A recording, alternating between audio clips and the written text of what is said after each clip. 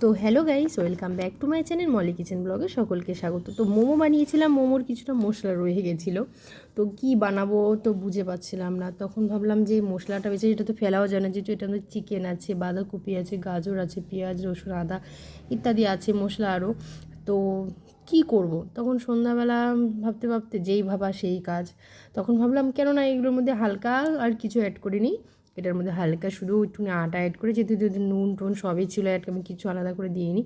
তো এরকমভাবে ছোট্টো ছোট্টো করে রোলের মতন করে এগুলোকে তেলের ভেজে ফেলেছি। আমি কিন্তু কর্নফ্লাওয়ারটা অ্যাড করি না, যেহেতু কর্নফ্লাওয়ারটা আমাদের স্বাস্থ্যের জন্য খুবই ক্ষতিকর, তাই আমি কিন্তু কর্নফ্লাওয়ারটা অ্যাড করি না। তো এভাবে রোল রোল করে ভেজে সবার প্রথমে আমি আমার শ্বশুর মশাইকে দেবো। তো শ্বশুর মশাই খেয়ে কী বলছে সেটা তোমরা নিজেরাই শুনে নাও। না বাবা খাও, এটা এটা কি নিজেও জানি না, খাও তারপরে বলছি।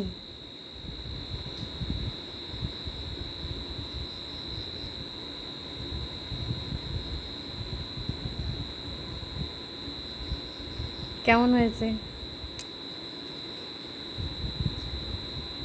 তুমি এটা কি দিয়ে করেছো? খুবই সুস্বাদু হয়েছে তো।